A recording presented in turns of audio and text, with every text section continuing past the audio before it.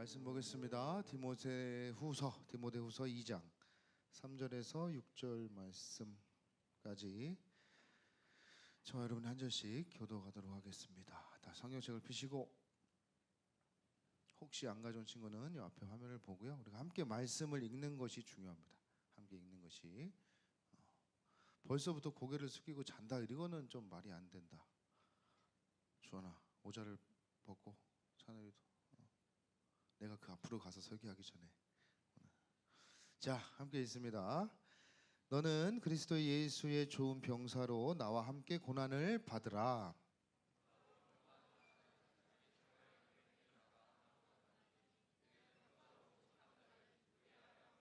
경계하는 자가 법대로 경계하지 아니하면 승리자의 관을 얻지 못할 것이며, 수고하는 농부가 곡식을 먼저 받는 것이 마땅하니라. 아멘. 할렐루야. 할렐루야. 자, 우리 이제 시험도 끝났고 힘을 내고 말씀을 들을 때다라는 거예요. 자, 여러분, 이제 리본데이가 오늘부터 본격적으로 시작을 합니다. 그래서 앞으로 4주간 6월 2일까지 리본데이 하는데요. 리본데이가 무슨 날인지 알아요? 오성아?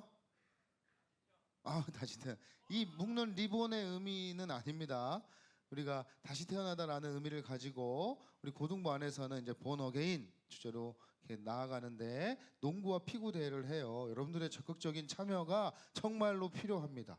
나는 숨쉬기 운동밖에 못해요, 목사님, 강요하지 마세요. 그런 친구도 우리가 계속 서신서를 통해서 연합함을 배워가고 있잖아요. 하나됨을 배워가고 있잖아요. 여러분들이 하나의 작은 실천이라 생각하시고, 그 마을 안에 함께 하는 것 이 자체가 하나됨을 이루어 나가는 것이라 저는 생각을 합니다. 여러분들이 함께 마음을 모아서 리본데이를 잘 마쳤으면 좋겠습니다. 그리고 특별히 농구 피구도 중요하지만 더 중요한 게 뭘까, 은진아? 미안해, 질문해서. 더 중요한 게 뭘까요? 친구들에게 복음을 전하는 거죠. 복음을 전하는 거. 계속해서 우리가 말씀 듣고 있는데 복음을 담대하게, 당당하게 전할 수 있는 저와 여러분들 됐으면 좋겠습니다. 지난주에 우리 리틀이 됐는데, 리틀이 참가한 친구들은 말씀이 기억날 거예요. 성령의 충만함을 가지고 매일매일 우리가 살아야 된다고 얘기했는데, 특히나 이 복음 전하는 일에 있어서는 저와 여러분들 그리스도인이라면 반드시 필요한 게 성령의 충만함이다라는 사실이에요. 옆 사람 보면 인사합시다. 지난주에 안 왔더라도, 리틀이 안 왔더라도 옆 사람 보면서 우리 성령 충만합시다 이렇게 인사합시다. 네, 반드시 필요한 거예요, 반드시. 자, 오늘 말씀 이제 들어갑니다. 자, 여러분, 유언이 뭔지 알아요? 유언. 죽기 전에 하는, 맞아요, 죽기 전에 하는 말. 제가 그래서요, 가끔 비행기를 타고 선교를 가거나 해외 나갈 일이 있으면 아내에게 유언을 하고 갑니다. 왜? 오야, 여보, 나 갔다가 안 돌아올 수도 있어. 그러니까 내가 없어도 아들 셋 잘 부탁한다고. 내가 가진 유산은 없지만 신앙의 유산을 우리 아이들에게 물려주라고. 그러면서 내 통장은 이쪽에 있어, 비밀번호는 요거야, 이렇게 얘기해주고 갔다 오면 이제 바꿔요. 제가 바꾸고 모든 비밀번호를 다 제가 다 바꿉니다. 근데 비행기 타기 전에 제가 알려줘요. 그러면서 마지막 한 방을 날리죠. 뭘까요? 내가 자기를 만난 거는 후회가 아니라 신의 한 수였어. 이렇게 딱 하면 하려 가요. 네, 그렇게 해요. 여러분, 유언이 뭔지 알죠? 유언. 이 세상에서 남기는 마지막 말이 유언입니다. 죽음을 앞둔 사람이 자신의 삶을 정리하면서 자녀를 포함한 후대 사람들에게 마지막으로 하고 싶은 말, 마지막으로 전하고 싶은 말, 마음속 깊은 곳에서부터 나오는 그런 진실된 말이 유언이라고 할 수 있습니다. 그런데 오늘 이 디모데후서가요, 유언과 같은 말이에요. 무슨 말이냐? 바울의 마지막 서신이 디모데후서입니다. 바울이 감옥에서 지금 죽음을 앞두고 생애 마지막에 지금 디모데에게, 아들과 같은 디모데에게, 제자와 같은 디모데에게, 목회자로서 디모데야, 너는 어떻게 교회를 섬겨야 되고 어떻게 사역을 해 나가야 되는지에 대해서 바울이 지금 마음과 감정과 진실을 담아서 얘기해 주는 서신이 지금 디모데후서다라는 거예요. 이것이 이 서신의 목적이 되겠죠. 그리스도의 일꾼에게는 책임이 강조되고, 그 그리스도의 일꾼은 어떻게 해야 하는지, 어떻게 살아가야 하는지에 대해서 자세히 말씀하고 있다라는 거예요. 그래서 교회 여러 사람들을 향해서 공개적으로 말하는 것과 달리어 이 디모데 후서는요, 그의 제자 디모데에게 보내는 개인적인 편지의 그런 모습을 가지고 있다라는 것입니다. 편지의 내용이 그러니까 어떻겠어요? 여러분 상상을 해보세요. 바울이 지금 죽음을 앞두고 디모데에게 쓰는 편지니까 어떤 마음이겠어요? 바울 마음속에 정말 하고 싶은 말, 정말 해주고 싶은 말, 신앙의 선배로서 믿음의 선배로서 정말 해주고 싶은 그런 말들이 지금 담겨있지 않겠냐라는 것이죠. 진지하고 진실하고 권면을 담은 이 바울은요, 성령의 감동하심을 따라서 지금 이 서신을 써 내려가고 있는 거예요. 그런데 비단 제자 디모데, 아들과 같은 디모데에게만 당부하고 권면하는 말씀이 아니라 지금 저와 여러분들, 그리스도는 살아가는 저와 여러분들에게 하시는 동일한 말씀인 줄 믿습니다. 세상에 우리가 잘 아는 대부분의 믿음의 선배들이 있습니다. 믿음의 선배들, 신앙의 선배들, 성경에 나오는 수많은 신앙의 선배들의 유언도 그랬어요. 모세도 야, 이 율법을 모든 말씀을 지켜 행하라 라고 유언을 했습니다. 여호수아도요, 여호와만 섬겨라 라고 유언을 했어요. 다윗도 그 아들 솔로몬에게 여호와의 명령을 지켜 행하라고 그렇게 유언을 했습니다. 하나님의 말씀을 지키라고 그렇게 유언을 했어요. 바울도 이렇게 오늘 말씀처럼 진리의 말씀을 옳게 너가 분별해서 부끄러움이 없는 그런 정말 그리스도 일꾼으로 살아라 라는 유언을 하잖아요. 비단 사람뿐만이 아니라 예수님도 우리에게 유언하셨어요. 그러므로 너희는 가서 모든 족속으로 제자를 삼고 아버지와 아들과 성령 이름으로 세례를 주고, 여러분 기억납니까? 우리 부활주일날 들었던 말씀. 그러므로 너희는 가라, 복음을 전하라 라는 그 예수님의 마지막 명령이요, 우리에게 주신 사명이요. 우리가 잘 아는 손양원 목사님도 예수 잘 믿으라고, 지원아 예수 중독자로 살아야 된다 라고 말씀하시고, 성경에 나오는 믿음의 조상들뿐만이 아니라 우리와 동시대 살았던 믿음의 선배들의 모습에서도 이런 모습을 우리가 볼 수 있다는 거예요. 그게 뭐예요? 한마디로 하나님 잘 섬겨라, 하나님 말씀 잘 지켜라, 예수님 똑바로 믿어라, 예수님 제대로 믿어라 라는 거 아니겠습니까? 그런데 여러분, 하나님 말씀을 지키고 정말 하나님의 자녀답게 이 그리스도인의 길을 간다는 것이 쉽습니까? 어렵습니까? 어렵죠. 십자가의 길이고 좁은 길이고 힘든 길이고, 그래서 우리 그리스도인에게는 반드시 고난이 따른다는 거예요. 그리스도인에게 고난이 없다? 말이 안 된다는 거예요. 여러분들 학교에서 종종 경험할 것입니다. 이제 리본데이니까 목사님 초청장도 줘야 되고 전도 하라는데, 그래도 마음에 있는 사람은 또 순종해 보려고 전도를 할 거예요. 근데 그런 마음이 없는 사람은 뭐 그거조차도 행하지 않겠지만, 최소한 우리 리본데이니까 내가 예수 그리스도를 믿는 사람이라면 이 좋은 소식을 내가 한번 전해봐야겠다라고 했을 때에 여러분 어려움들이 다가올 거예요. 야 너나 믿어, 너나 야 너나 교회가 시가 바빠, 나 학원 가야 돼, 공부해야 돼. 그런 경험들 없어요? 많죠. 이거보다 더한 경우도 있잖아요. 제가 들어보니까 그렇더라고요. 대부분이요, 그래 순순히 교회 갈게 라고 하는 친구들은 그렇게 많지 않아요. 오히려 야 교회 가면 더 시간 바쁘고 네 할 일 많은데 오히려 더 핍박하고 더 안 좋은 소리 하고, 그렇게 그리스도인을 살아가는 것이 만만치 않다라는 거예요. 여러 가지 세상의 문화나 가치관들이, 수많은 유혹과 미혹들이 신앙생활하고 그리스도인을 살아가는 것을 참 힘들게 한다라는 것이죠. 그런데 그럼에도 세상과 양다리 걸치고 사는 게 아니라 힘들고 어렵지만 그래도 내가 그리스도인이다라는 것을 드러내고 그 길을 가는 사람이 있습니까? 없습니까? 있습니까? 없습니까? 있어요. 힘들다고 해서 내가 그 길을 포기하고 양다리 걸치고 사는 사람들이 많은 반면에, 그래도 나는 아니야, 이 길이 맞아, 나는 이렇게 갈 거야 라고 가는 사람들이 있다라는 거예요. 그런 사람이 저와 여러분 되길 축복합니다. 그래서요, 바울은요 오늘 말씀에서 그리스도의 일꾼은 고난을 피할 수가 없다, 고난이 없을 수가 없다라고 말씀하고 있는 거예요. 그러니까 너희들 그리스도를 믿는 여러분들, 고난을 두려워하지 마십시오. 고난은 당연한 겁니다. 고난을 피하지 마십시오 라고 지금 바울이 디모데에게, 또 저와 여러분에게 말하고 있습니다. 우리 3절 말씀 다 함께 읽어볼까요? 3절 시작. 이 말이 지금 그 말이에요. 바울이 지금 저와 여러분에게 그리스도의 좋은 병사로 나와 함께 고난을 받아라. 고난 피할 수 없다. 그리스도인이야? 너가 그리스도를 주로 모시고 살아가니? 그러면 고난을 피할 수 없다. 이건 너무나 당연한 거야. 라는 것이죠. 디모데에게 먼저 그리스도 예수의 좋은 병사로 나와 함께 고난을 받으라 라고 말씀하는 거예요. 바울은 복음을 위해서 사는 자를 병사, 군사로 빗대어 설명하기를 참 좋아했던 것 같아요. 고린도전서에도 고린도후서에도 에베소서에도 곳곳에서 바울이 표현한 모습들을 볼 수 있습니다. 지금 생애 마지막 편지에서도 복음을 위해 헌신할 지금 디모데에게 군사용어, 군대용어를 사용함으로써 하고 있어요. 왜 그랬을까요? 군인과 비슷한 점이 많았던 것 같아요. 그래서 지금 바울이 얘기를 하고 있습니다. 충성스러운 군인은 전투에 앞장서서 그 훈련을 받고 그 전투에 나가기 위해서 어때요? 훈련을 받고 그 고난의 시간이 있어요, 없어요? 군대를 안 가봐서 모르겠죠. 남자들은 곧 갈 거야. 2년 뒤에, 3년 뒤에. 국방부 시계가 갈 것 같니?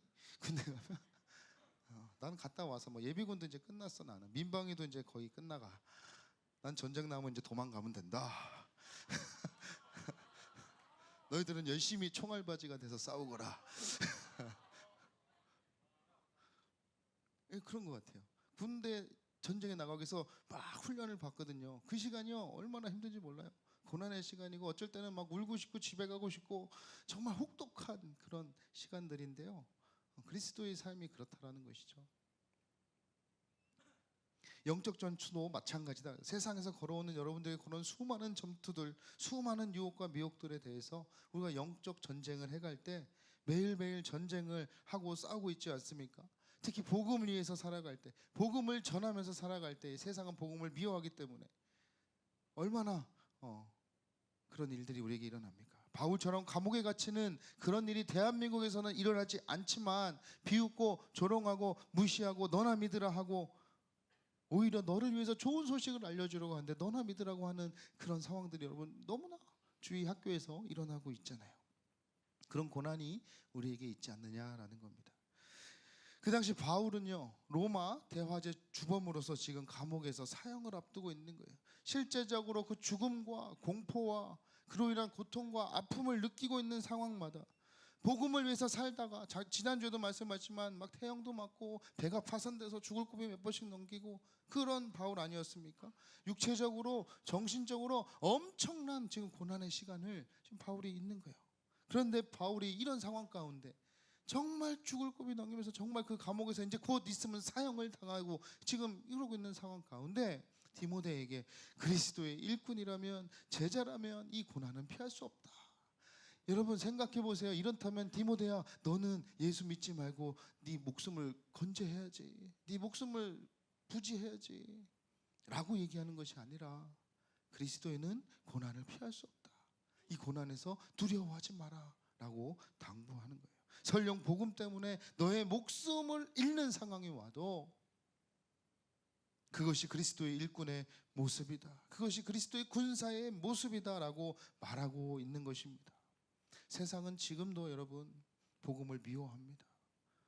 예수님의 그 소식을 미워하고 싫어합니다. 여러분들이 정말 그리스도인답게 그렇게 살고 있다면 여러분 안에는 지금 그런 고난들이 있어야 된다는 거예요. 여러분들 삶 가운데 주님 때문에 복음 때문에 그런 고난이 있습니까? 솔직히 한번 자신에게 물어보십시오. 나에게 이러한 고난이 있는가? 감옥 가는 상황은 아니지만 내가 예수님 때문에 손해를 보고 예수님 때문에 어떠한 마음에 쓴소리를 듣고 상처를 듣고 기분 나쁜 말을 듣고 어떠한 그런 고난이 여러분 가운데 있는가? 있으면 정말 여러분 제대로 살아가고 있는 거예요.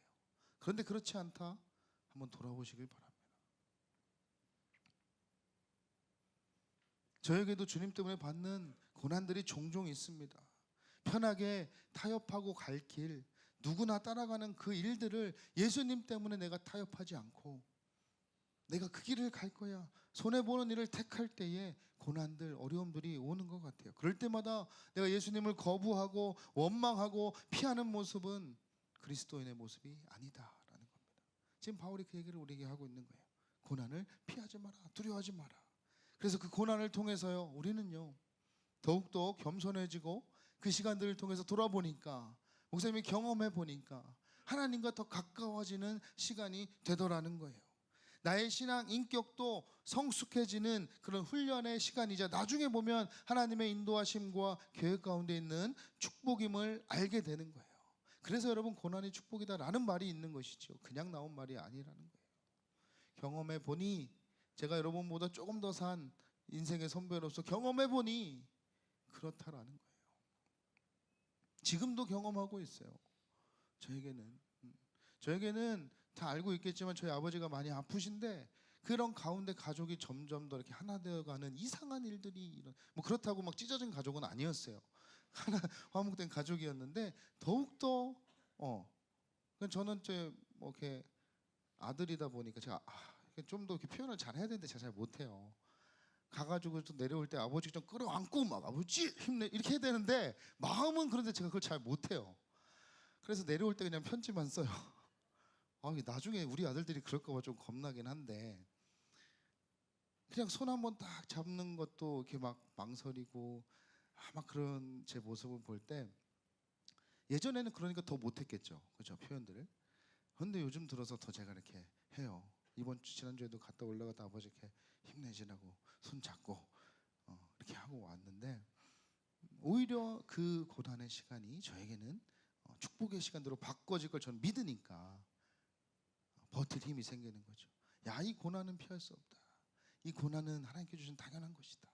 내가 그럼 그리스도인이라면, 내가 또 한번 목사라면 내가 어떻게 일을 헤쳐나갈 것인가. 그래서 저희 아버지가 또 목사시다 보니까 얘기하다 보면 늘 또 저에게 설교를 하세요. 아프신 분이 막 호흡이 막 말씀하시면 요즘에도 호흡이 막 금방 이렇게 숨차시거든요. 폐암 말기시다 보니까 이제는 더 증상이 나타나는데 막 숨차셔. 그만 좀 하세요 아버지, 그렇게 막 그만 숨 쉬세요 하는데도 막 그 바울이 디모데에게 하는 말처럼 저에게 이렇게 막 해주고 싶은 말이 있는 것 같아요. 그러면서 저는요, 이 말씀을 준비하면서 이게 확 와닿는 거예요. 이 시간 통해서 하나님이 일하실 거고, 이 시간을 통해서 하나님이 축복의 길로 인도하실 걸 저는 믿습니다. 여러분, 그런 거예요. 한번 고민해 보십시오. 이 그리스도인에게 고난은 피할 수 없다. 여러분들에게 수많은 고난들이 있을 거예요. 진로에 대해서, 가정 뭐 문제 가운데, 친구 관계 가운데 말할 수 없는 정말 놀라운 여러분 고난들이 있을 거예요. 하지만 그 가운데 하나님이 일하실 줄 믿습니다. 여러분, 나중에 그것이 고난이 축복이다라고 고백하는 복된 삶이 되길 축복합니다. 아멘. 이 모진 고난을 지금 속에 있는 이 바울이요, 지금 고난을 두려워하지 말라고, 피하지 말라고 권면하면서 오늘 본문 말씀을 보니까 세 가지를 비유를 들어서 구체적으로 얘기하고 있어요. 그리스도의 일꾼으로 산다는 것이 무엇일까? 오늘 제목이 뭐죠? 크게 시작. 그리스도의 일꾼으로 산다는 것은, 여러분 주보에 보시면 땡땡땡이다, 이렇게 삶이다 이렇게 나와 있어요. 그 세 가지를 여러분들이 좀 채워봤으면 좋겠는데, 첫 번째는요 이겁니다. 그리스도의 일꾼으로 산다는 것은, 다 함께 시작. 절제하는 삶이다. 그리스도의 일꾼으로 산다는 것은 절제하는 삶이에요. 성령의 열매에도 절제가 있습니까, 없습니까? 그리스도인이 절제의 삶을 살지 않는다면 그리스도인이라고 할 수 없을 거예요. 내가 하고 싶은 대로, 내 욕망대로, 내 욕망이 시키는 대로, 이것은 여러분 미성숙한 것이죠. 결국 사단을 기쁘게 하는 일일 것입니다. 하나님을 기쁘게 하는 것이 아니라는 거예요. 우리 4절 말씀 한번 읽어보겠습니다. 4절 크게 시작.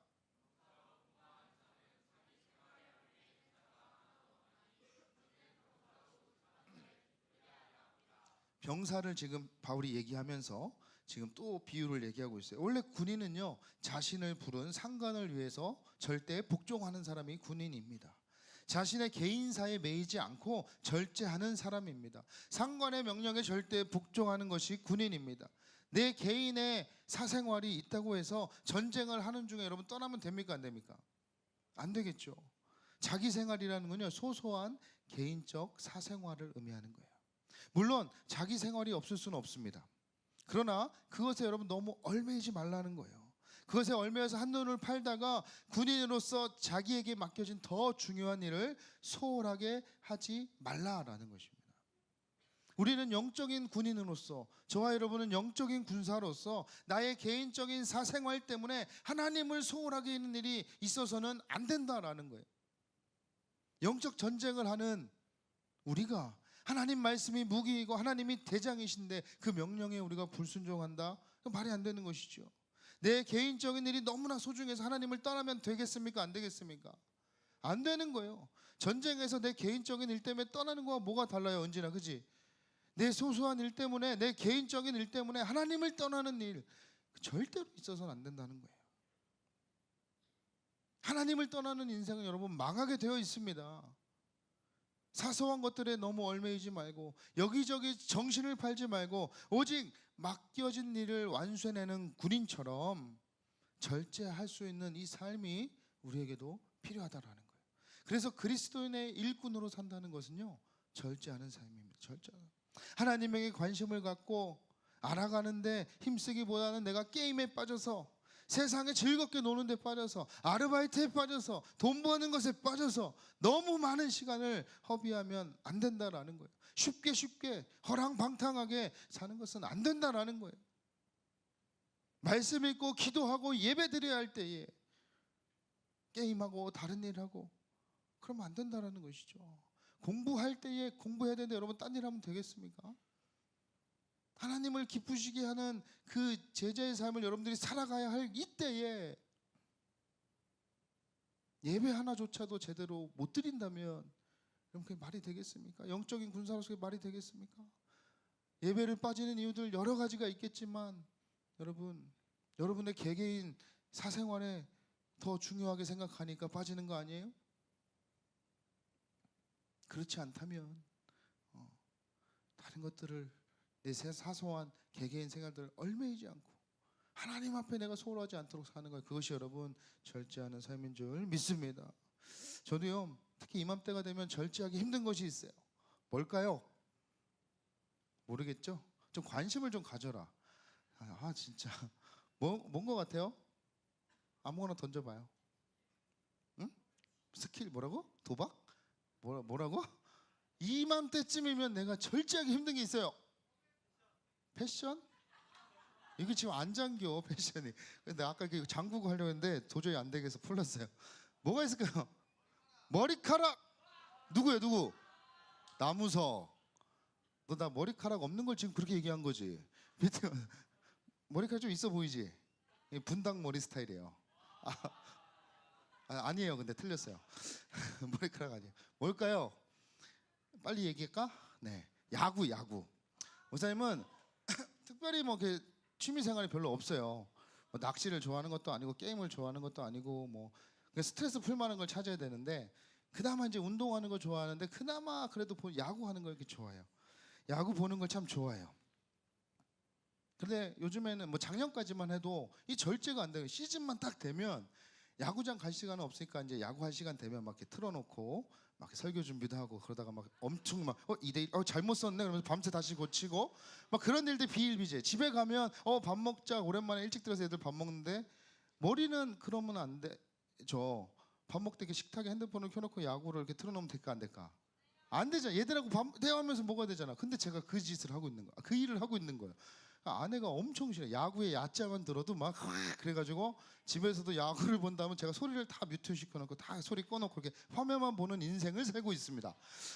고난이 야구도 하나 제대로 못 봐. 유일하게 스트레스 푸는 건데. 그런데 이 절제가 안 되는 거예요. 야, 그래, 얘들하고 밥 먹을 때는 오랜만에 밥 먹으니까 식탁에 앉아서 같이 이런저런 얘기, 사는 얘기, 뭐 인생 얘기 이렇게 하면서 밥을 먹어야 되는데 한쪽에 눈은 야구 보고 이러고 있는 거예요. 그러니까 아내가 얼마나 싫어하겠어요.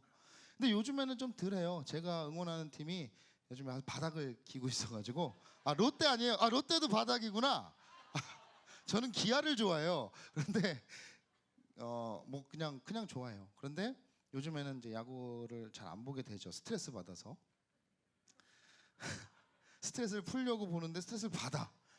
왜 저렇게 막 다 스포츠 여러분 알 거예요. 다 감독이 되거든요. 보는 사람들이 왜 선수를 왜 지금 왜 바꾸는 거 막 그렇게 혼자 보면서 절제가 안 되는 거예요. 막 그거 하다 보면 절제가 안 되는 거예요. 여러분들에게도 그런 것들이 있을 거예요. 절제하기 힘든 무엇인가가 있을 거예요. 그러나 여러분, 그리스도인으로 산다는 것은 절제하는 삶인 줄 믿습니다. 나의 일에 너무 얽매여가지고요, 더 중요한 하나님을 소홀하게 되는 일이 없는 것, 여러분, 이것이 절제하는 삶인 줄 믿습니다. 저와 여러분이 그리스도인 맞습니까? 아니야? 다시 물을게요. 여러분, 그리스도인 맞습니까? 그리스도의 일꾼으로 살아가고 싶습니까? 그럼 그리스도의 일꾼으로 산다는 것은 뭐라고요? 그게 뭐라고요? 절제하는 삶이다. 그게 첫 번째입니다. 오늘 바울이 첫 번째 비유로 들어서 하는 얘기가 절제의 삶이에요. 두 번째, 그리스도의 일꾼으로 산다는 것은 시작, 순종하는 삶이다. 성경에서 말하는 죄가 뭐죠? 하지 말아야 할 것들을 하는 것, 해야 될 일을 안 하는 것, 또 하나님의 말씀에 불순종하는 것, 하나님을 믿지 않는 것이 죄죠. 근데 여러분, 하나님 말씀에 불순종하는 것도 죄입니다. 성경은 죄라고 얘기합니다.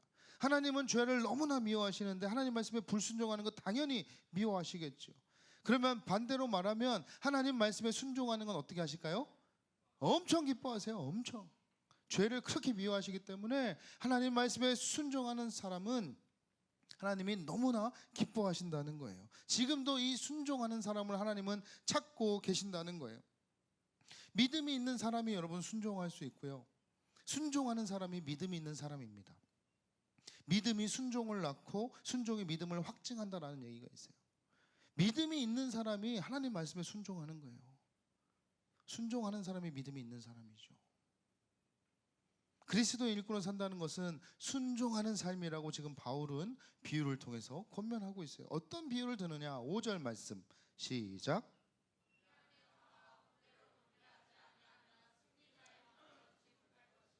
경기하는 자가 경기의 규칙대로 경기하지 않으면 승리를 얻지 못한다 얘기하는 거예요. 무슨 말이냐? 예를 들어서 축구 선수가 막 축구를 하는데 멀리서 공이 쫙 날라옵니다. 그래서 헤딩으로 넣어야 될 걸 손으로 빵 골을 넣었어요. 축구 좋아하는 오성아, 골이야? 아니야? 대답을 해. 왜 고개를 흔들어? 내가 너랑 지금 고개 흔들 짬밥이야? 뭐야? 골이 아니야? 아니지. 명호야, 축구 좋아하는 명호야. 골이 아니지. 아니지 이거. 그렇지? 이렇게 딱 머리로 해야 되는데 손으로 하는 거 골 아니잖아. 골이야? 아니지, 그렇지? 수많은 스포츠계에서 축구하다가 이렇게 손으로 골 넣는 사람들이 제가 인터넷 찾아보니까 있더라고요, 경기 중에. 근데 골이라고 인정받는 경우가 거의 없습니다. 그리고 여러분, 육상이든 수영이든 내가 금메달을 따기 위해서 1등을 하기 위해서 결승전을 통과했는데 약물 복용이야. 알고 봤더니. 그럼 돼요, 안 돼요? 안 되는 거예요. 지금 바울은요, 그 얘기를 하고 있는 거예요. 하나님 말씀과 상관없이 수단과 방법을 가리지 않고 내 목표만 달성했다면 그거 위험하다라는 거예요. 축구 선수가 규칙을 정확히 알고 그 규칙 안에서 경기를 하듯이 그리스도의 일꾼인 저와 여러분은 하나님 말씀에 벗어나지 않도록 주의해야 된다는 거예요. 아무리 내가 사역을 잘하고 일을 잘해도 하나님 말씀에 벗어나면 하나님이 기뻐하실까요? 안 기뻐하신다. 아무리 일을 잘해도 하나님 말씀에 벗어나면 축구 선수가 손으로 골을 넣는 것과 뭐가 다르겠습니까? 하나님께 영광을 돌리기 위함입니다 라고 하면서 내신과 수능 점수를 잘 받아야 된다고 하면서 컨닝을 하는 것은 여러분 맞습니까? 아닙니까? 아닌 것이죠. 그럴 수 없는 것이죠. 하나님께서는 우리가 법대로 경기하는 선수이길 바라는 거예요. 규칙대로 경기하는 선수가 되길 바라시는 거예요. 하나님 말씀대로 순종하며 사는 사람이 되길 원하시는 거예요. 어떤 상황 속에서도 정직하고 하나님의 말씀에 순종하는 모습을 주님은 기대하고 보고 계신 거예요. 누구누구가 어떻게, 은진이가 오늘 하루 어떻게 정직하게 살고 있는지, 어떻게 하나님 말씀에 순종하고 살고 있는지 늘 이렇게 보고 계신다는 거예요. 아비나 너도 마찬가지지. 지금 사도 바울은요, 디모데에게, 디모데야, 더 쉬운 길, 더 빠른 길이 네가 보일지라도 절대로 타협하지 말라. 하나님의 복음을 전하는 그 일을 더욱더 하기 위해서는 우리가 더 좋고 더 편해 보이는 길이라 할지라도 하나님 말씀에 위배가 되고 하나님 방법에 위배가 되는 길이라면 절대로 타협하지 마라 라고 지금 바울이요 디모데에게 권면하고 있는 거예요. 타협할 때 우리는 오히려 하나님의 영광을 높이기보다는 하나님의 이름을 더럽히는 길로 갈 수 있습니다. 그러면 정말 아름답지 못한 그리스도인이 되는 거예요. 정말 추한 모습의 그리스도인이 되는 거예요. 우리는 늘 속도보다 중요한 것이 여러분 방향이라고 말을 많이 들어요. 잘 알 겁니다. 그러나 우리의 삶 가운데 그런 일들이 여러분 가운데 찾아올 때에 고민하지 않고 타협하지 않는 모습은 없는지 한번 돌아보시기 바랍니다. 하나님은 하나님의 말씀대로 그 안에서 우리가 일하기를 원하십니다. 그런 그리스도의 일꾼을 찾으십니다. 그래서 그리스도의 일꾼으로 산다는 것은 뭐라고요? 어떤 삶이라고요? 순종하는 삶이다. 어떤 삶이라고요? 순종하는 삶이다. 그리스도의 일꾼으로 산다는 건 첫 번째 뭐였습니까? 절제하는 삶. 그리스도의 일꾼으로 사는 건 두 번째는 뭐라고요? 순종하는 삶. 이 정도는 기억할 수 있죠. 마지막 세 번째, 시작. 그리스도의 일꾼으로 사는 삶은 인내하는 삶이다. 그리스도 일꾼에게 반드시 필요한 것이 또 인내입니다. 우리 6절 말씀 한번 읽어볼까요? 6절 시작. 자, 수고하는 이 얘기는요, 녹초가 될 지경에 이를 때까지 노동한다라는 의미가 있어요. 고생한다라는 의미가 있습니다.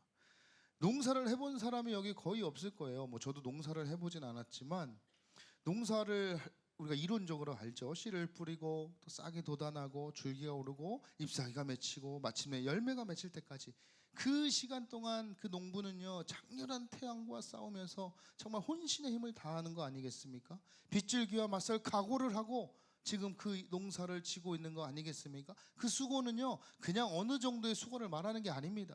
녹초가 될 지경에 이를 때까지 노동하다라는 의미가 있는 거예요. 그 과정들을 우리가 인내하며 지나갈 때에 풍성한 열매를 맺힌 그 모습을 농부가 보면서 지금껏 수고했던 그 보상을 받는 거예요. 이것은 절대로 게으른 사람에게는 있을 수가 없는 일입니다. 절대로 게으른 사람에게는 있을 수가 없어요. 여기서 수고는 그냥 조금 해보는 정도가 아닙니다. 몸이 부서질 때까지 녹초가 되어 한 걸음을 더 옮길 수 없게 될 지경에 이르기까지 그런 수고를 얘기하는 거예요.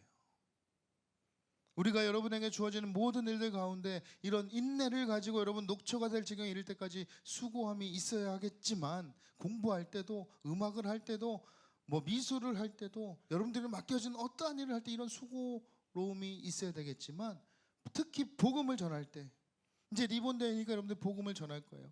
이 복음을 전할 때 특히나 더 이 수고와 인내의 모습이 우리에게 필요하다라는 거예요. 지난주 영상 봤죠? 그 친구들이 전도해가지고 이렇게 인터뷰한 영상들. 그때 구땡땡 학생이 지땡땡 학생을 전도를 했어요. 몇 년 동안 했죠? 영상 좀 봐. 3년 동안. 구 하나 얼마나 힘들었어? 아, 이름을 바뀌었네. 맨날 울었어. 이게 뭐야? TT? 아, 뭐라고? 아, 울었다고. 그러니까 매일매일. 빨리 매일매일이라고 그래. 날마다. 3년 동안. 대박. 1000일 이상을. 제가 뭐라고, 그지? 지효원이 뭐라고 3년을 울었어. 근데 지금 제가 와가지고 리더하고 있는 거예요. 이런 놀라운 일이 일어나는 것이죠. 그러면 효원이는 이 사랑을 받은 자로서 6년을 울어야 됩니다. 한 영혼을 위해서. 그 이상의 친구를 위해서 울어야 되잖아요. 그렇죠? 그 네가 받은 사랑을 전해야 되니까. 그래서 정말 그렇게 하고 있어요. 제가 보니까. 저도 그런 경험이 있습니다. 저도 그런 경험이 있는데, 유학 중에 아내 친한 친구가 있어요. 일본 자매였어요. 피아니스트였는데 너무 진짜 피아노를 기가 막히게 치는 자매예요. 근데 그 친구에게 정말 복음을 전하고 싶은 거예요. 근데 일본은 여러분 잘 아시겠지만 너무나 많은 신들이 있어서 복음 전하기 참 쉽지 않습니다. 그리고 일본 사람들의 성향이 딱 개인주의, 그리고 피해주는 걸 싫어하고 어느 정도의 선을 딱 긋기 때문에 정말 복음을 전한다는 게 얼마나 어려운지 모르겠어요. 그런데 정말 복음을 너무나 전하고 싶어서 집에서 초대해서 막 식사도 대접하고 밥도 막 먹여주고 했는데 그 마음 열기가 정말 쉽지 않은 거예요. 그러던 중에 그 자매가 어려움이 생겼어요. 집안에 어려움이 생겨서 공부를 다 마치기 전에 귀국해야 될 상황이 생긴 거예요. 그러니까 교수님도 그렇고 우리 아내도 그렇고 야, 얘 이러면 안 되는데 어떻게든 살려보자 해가지고 막 이 방법들을 모색하고 교수님은 자기 집에 와서 있으라고 할 정도로 대단하죠. 그래서 그런 상황들이 막 열어가는 가운데 힘든 가운데 저희가 마음을 모아가지고 그때 이제 첫 아이가 이제 태어났을 때 준호가 태어났을 때예요.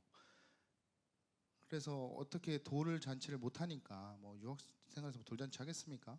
어떻게 의미 있게 보낼까 하다가 매일매일 그때 이제 조금 패러디를 한 거죠. 션과 정혜영 씨가 했던 것을 패러디를 해가지고 매일매일 돈을 모았어요. 그래서 그 모은 돈을 그 자매에게 주자. 그래가지고 그 자매를 이제 불러가지고 초대하고 식사를 딱 하고 얘기하면서 그 자매에게 지금 건넸어요. 그러면서 정말 얼마 안 되지만 그리고 우리에게는 되게 큰 돈이었거든요. 유학 중에 잘 버티고 끝내 맞추면 좋겠다. 그러면서 쑥 하고 싶은 얘기를 꺼냈죠. 뭐였을까? 교회 한 번만 가자. 교회 한 번만 가자. 그랬더니 이제 오케이 했어요. 그래가지고 그 자매가 비엔나 한인교회 와가지고 저희랑 한 번, 두 번 신앙생활 하다가 대박 세례까지 받고 공부 다 마치고 일본에 갔어요. 지금 오키나와에 있어요. 지금 너무 보고 싶어. 한번 오라고 하는데 제가 계속 못 갔는데 그런 일이 일어나더라 이거예요. 그 시간이 한 2년, 3년 정도 됐던 것 같아요. 그렇게 공을 들였던 시간이. 하나님의 때에 그 수고와 인내를 보시고 반드시 열매 맺는 그 일이 일어나다 이거예요. 여러분 전도할 때 포기하지 마십시오. 복음을 전할 때 갈래? 말래? 아 됐어 그럼 오지 마. 아 바쁘구나. 아 그래. 이러면 안 돼요. 이러면 안 돼. 끝까지 그래 널 위해 기도할게. 근데 너무 막 집착하고 그러면 안 돼요. 지금 스토커처럼 느껴지면 안 되니까. 널 위해 기도할게. 너가 정말 교회 왔으면 좋겠다. 그러면서 여러분 말로만 하면 안 돼요. 여러분이 삶 가운데 뭔가 감동을 줄 수 있는 그 아이에게 저 친구 따라서 정말 교회 한번 가보고 싶다라는 마음이 들 수 있는 그런 마음, 그런 행동들을 여러분들이 할 때 그 수고로 인해서 그 열매들을 저는 보게 될 줄 믿습니다. 여러분 리본데이 준비하면서 복음 전하는 일이 많을 거예요. 단시간에 됐을 수 있는 일도 있지만 오랜 시간이 걸릴 수도 있어요. 여러분들이 학창 시절에 그 친구는 전도 못하고 끝날 수도 있어요. 하지만 그 말을 했다는 게 저는 참 중요하다고 생각을 해요. 예수님에 대해서 얘기도 하고 교회에 대해서 얘기도 하고 그래서 한번 이 좋은 소식을 한번 나눠주는 것 거기까지가 우리의 할 일이라고 저는 생각을 해요. 그 친구가 오고 안 오고 나중에 신앙생활을 하고 안 하고는 하나님께서 하실 일이니까 그 정도는 여러분 할 수 있지 않습니까? 초청장 주면서 리본데이인데 예수님 믿어야지 행복하다고 예수님 믿어야지 우리 인생의 진리를 찾을 수 있고 잘 살아갈 수 있다고 그 정도 여러분 말은 할 수 있지 않습니까? 갈라디아서 6장 9절에 이런 말씀이 있습니다. 우리가 선을 행하되 낙심하지 말지니 포기하지 않으면 때가 이름에 거두리라. 여러분 포기하지 않으면 때가 이름에 반드시 하나님께서 거두게 하실 줄 믿습니다. 그래서 그리스도 일꾼에게 반드시 필요한 건요 여러분 뭐라고요? 지금? 세 번째 뭐라고요? 인내하는 거 인내하는 것이다. 그리스도인으로 일꾼으로 산다는 것은 인내하는 삶이다 라는 것입니다. 하나님께서 저와 여러분에게 주신 사명은 분명해요. 복음을 전하며 사는 사명을 저와 여러분에게 주셨습니다. 그래서 여러분이 공부하는 것이고 여러분들이 그래서 가진 은사를 가지고 그 일을 지금 열심히 해나가고 있는 거예요. 여러분의 자리에서 여러분이 이 부신 이 사명을 기억하고 우리는 살아가야 될 줄 믿습니다. 그럴 때 수고하는 녹초가 될 지경까지 내가 수고하는 이 수고가 여러분들에게 반드시 우리에게 있어야 될 줄 믿습니다. 그럴 때 그것은요 힘들지만 인내하는 삶인 거예요. 그게 그리스도의 일꾼으로 사는 삶인 거예요. 사랑하는 우리 고등부 친구들 말씀을 정리하면서 우리 그리스도인들에게 고난은 피할 수 없다. 없을 수 없다. 그러니까 이 고난을 당당하게 두려워하지 말고 피하지 말고 받아라. 그런 고난 가운데 그리스도인의 일꾼으로 산다. 그리스도의 일꾼으로 산다는 것은 첫 번째 뭐였습니까? 절제하는 삶이다. 두 번째 순종하는, 세 번째 인내하는 삶이다. 여러분 이 사실을 꼭 기억하고 저와 여러분은 이 땅에서 한번 살아갈 것입니다. 그런데 어떤 인생을 여러분 살고 싶어요? 그리스도인으로 살아간다고 하면서 그냥 양다리에 걸치고 미지근하게 그렇게 신앙생활하고 종교 생활하면서 살아가고 싶습니까? 아니면 정말 하나님의 자녀답게 내가 그리스도인이라면 그리스도인 일꾼으로 내가 주님 살아가겠습니다. 그렇게 살아가고 싶습니까? 저는 이 후자를 택한 삶을 살 겁니다. 저와 여러분들도 그런 결단이 오늘 이 시간에 있기를 축복합니다. 내가 그리스도인의 일꾼으로 주님 부르시는 그날까지 살아가겠습니다. 라는 고백과 결단의 마음을 담아서 우리 함께 좀 기도합시다. 다른 것 다 잊어버려도 좋아요. 목사님이 이야기했던 거 다 잊어버려도 좋아요. 그리스도의 일꾼으로 산다는 것은 절제하는 삶이고 하나님 말씀에 순종하는 삶이고 인내하는 삶이다. 나에게 오는 이 수많은 고난들 주님, 내가 그리스도인이기 때문에 넉넉히 감당하겠습니다. 내가 이번 한 주도 그렇게 살아가겠습니다 라고 결단하면서 우리 함께 한번 간절한 마음으로 기도하면 좋겠습니다. 기도하겠습니다.